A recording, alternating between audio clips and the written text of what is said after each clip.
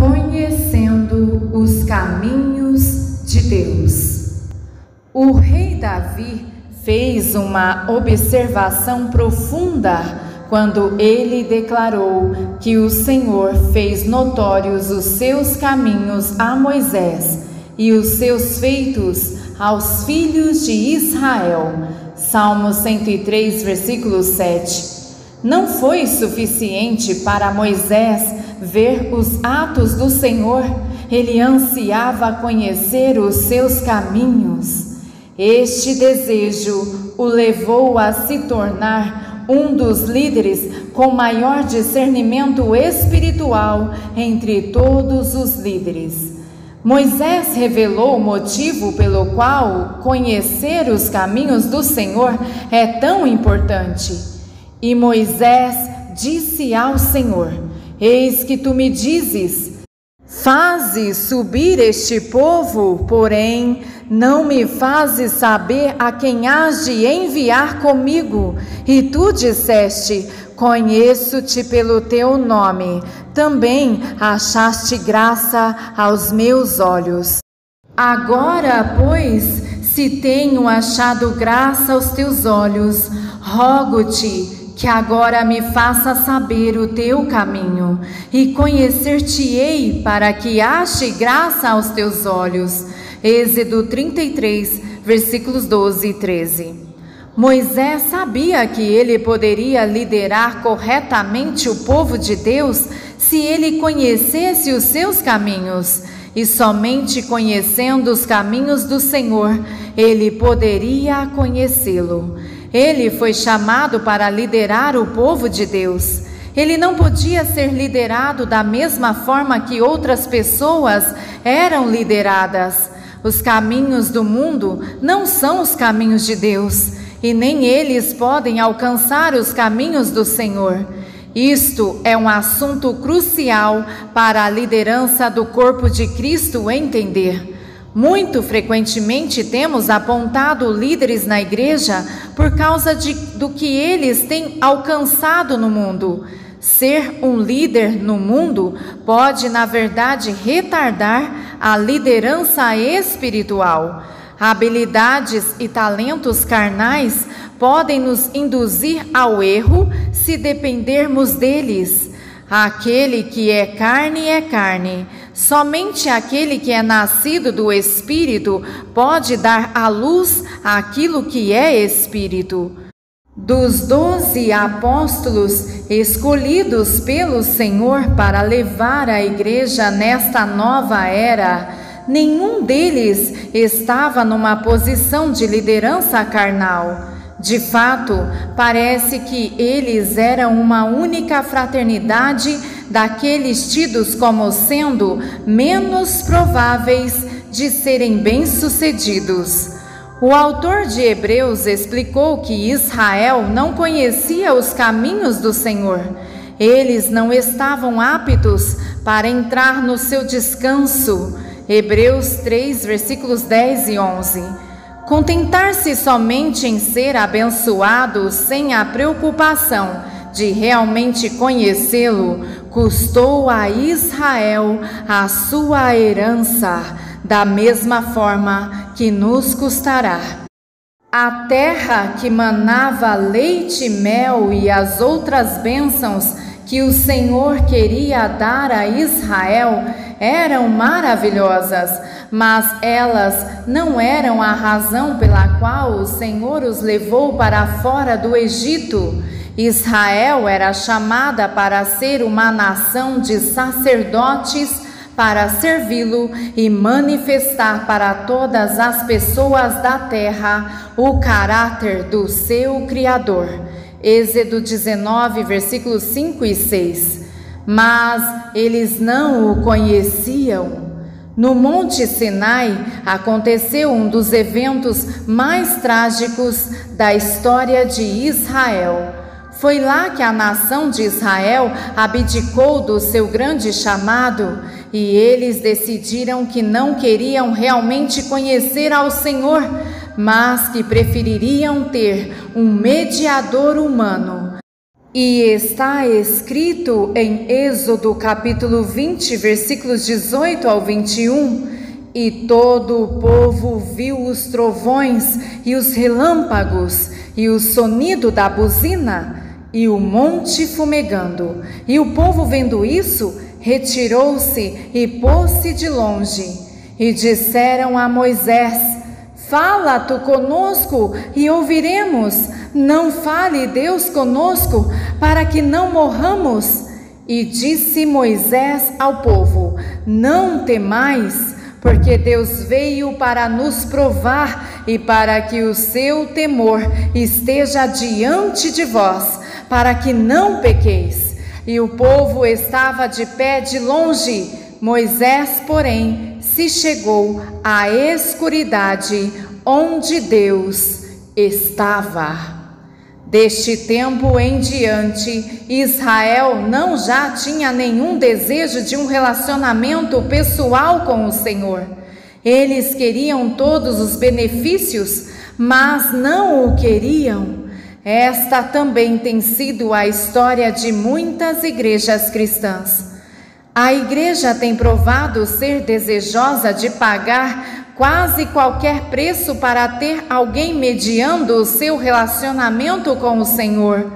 Esta atitude tem reduzido a igreja a uma divisão de cleros e leigos, mesmo naquela parte da igreja que não reconhece doutrinariamente esta divisão. Como Israel, a igreja tem sido chamada para ser um reino de sacerdotes. Apocalipse 1:6. A propagação de um sistema que separou o sacerdócio da congregação destruiu o próprio propósito da igreja. É uma posição bíblica óbvia que aqueles que são chamados para a liderança na igreja devem viver por padrões que não são requeridos por parte de toda a congregação. Mesmo assim, aqueles que são chamados para a liderança na igreja não são chamados como mediadores entre Deus e os homens, porque há um só Deus e um só mediador entre Deus e os homens, Jesus Cristo, homem. 1 Timóteo 2, versículo 5. Sempre que um ministro se posiciona entre o Senhor e o seu povo, ele está usurpando a posição do próprio Jesus. Jesus sozinho pode se posicionar entre Deus e os homens. Há apóstolos, profetas, evangelistas, pastores, mestres, anciãos e diáconos que são dados à igreja, mas todos eles são dados querendo o aperfeiçoamento dos santos para a obra do ministério, para a edificação do corpo de Cristo, até que todos cheguemos à unidade da fé e ao pleno conhecimento do Filho de Deus, a varão perfeito, à medida da estatura completa de Cristo. Efésios 4, versículos 12 e 13. Nenhum ministério é dado para alcançar responsabilidades espirituais para nós. Todo ministério é dado com o propósito de trazer a igreja à maturidade. Somos todos chamados como ministros? Somos todos chamados como sacerdotes? Quando qualquer homem é chamado ministro ou sacerdote, ele usurpou tanto a autoridade do Senhor quanto a da igreja. Cada um de nós é um ministro e sacerdote. Que todo homem seja chamado um ministro ou um sacerdote, isso não nega de forma alguma a autoridade que o Senhor estabeleceu na igreja para manter a ordem. Um ministério genuíno não poderia ocorrer sem esta autoridade. Mesmo assim, a autoridade é de natureza que se diminui, não de uma que se engrandece. À medida que a igreja amadurece, esses papéis se se tornam desnecessários. Seu maior papel é trabalhar não como se fosse um ofício, assim como a responsabilidade dos pais é preparar a criança para o dia em que ela vai sair da proteção de casa e construir o seu próprio caminho. A autoridade da igreja é dada para proteger as crianças espirituais e prepará-las para permanecerem individuais com Cristo. Em Números 11, versículos 24 ao 29, vemos em Moisés o espírito do autêntico ministro. O Senhor fez com que Moisés ajuntasse os 70 anciãos na tenda da congregação para que ele pudesse ordená-los a compartilhar a responsabilidade e autoridade de Moisés na congregação. Quando o Espírito veio sobre eles, todos começaram a profetizar. Por uma razão não mencionada, 2 dos anciãos tinham permanecido no campo, mas o Espírito veio sobre eles assim mesmo, e eles profetizaram no campo. Quando um jovem informou Moisés sobre isso, Josué o exortou a impedi-los de profetizar. Moisés replicou: "Tens tu ciúmes de mim? Tomara todo o povo do Senhor fosse profeta, que o Senhor lhes desse o seu espírito." Números 11, versículo 29. Moisés não foi ameaçado pela possível invasão. Ele sabia que havia mais do que o suficiente para todos fazerem. Quando um líder se torna protetor do seu próprio domínio espiritual, ele cessou de andar na verdadeira autoridade espiritual. Era o prazer de Moisés ver outros líderes crescendo. Não era o seu desejo ter Israel dependente dele, e nem devemos desejar que outros sejam dependentes de nós. Todo ministério verdadeiro é devotado para que as pessoas conheçam individualmente ao Senhor. Jesus demonstrou essa mesma atitude. Ele explicou para os seus discípulos que seria melhor para eles que ele saísse para que pudessem receber o Espírito sobre eles. Subtítulo: Autoridade para o ministério. Todos os membros do corpo de Cristo são chamados para serem ministros. Todos têm uma função definida que é essencial para o corpo como um todo. Mas, somente porque temos sido chamados para o ministério, não significa que estamos prontos para ele. Deve haver muitos anos entre um tempo que o chamado é dado e o tempo para o início do ministério. O tempo entre o chamado e o ministério é um tempo essencial de preparação. Se nós prematuramente começarmos a andar em nossos ministérios antes de sermos autorizados pelo Espírito Santo, estamos provavelmente retardando o cumprimento daquele ministério. A vontade do homem nunca pode alcançar os propósitos de Deus. Não é por força, nem por poder, nem pelas mais nobres intenções humanas, mas somente pelo Espírito de Deus que a obra de Deus é alcançada. Cada milagre de Jesus tinha um profundo significado. Quando transformou a água em vinho, ele estava demonstrando seus propósitos para seus discípulos. Os vasos foram separados e enchidos com água. A água é geralmente um simbolismo da palavra de Deus. Efésios 5, versículo 26. Este foi o período de preparação no qual eles deviam ser cheios até a borda com o seu ensino.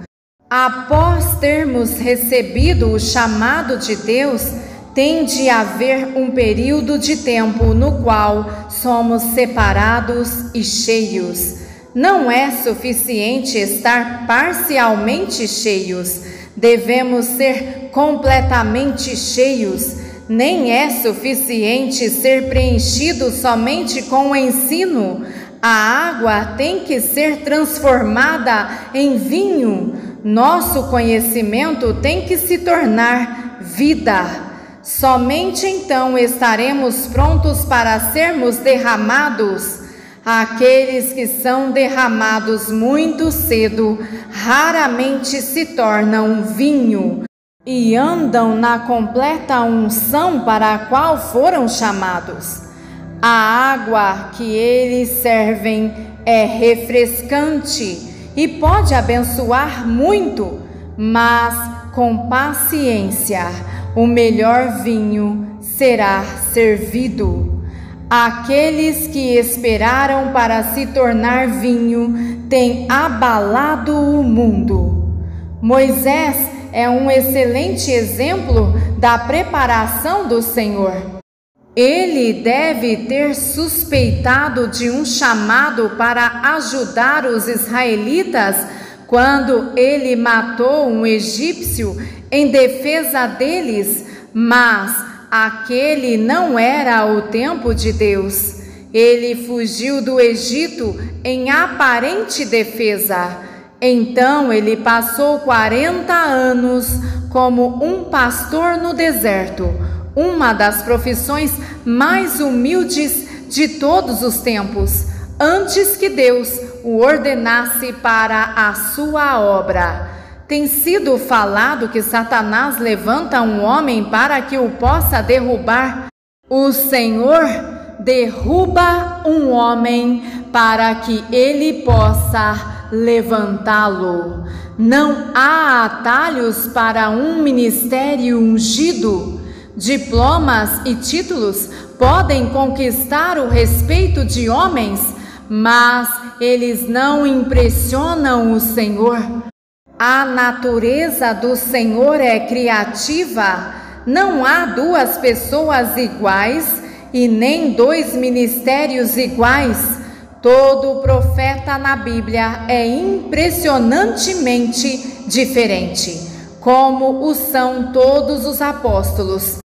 Quando o Senhor nos chama para um ministério específico, podemos ser padronizados de acordo com um ou outro ministério, mas somente de forma bem geral. Cada um de nós é muito diferente de qualquer outra pessoa, nas escrituras, na história ou entre contemporâneos.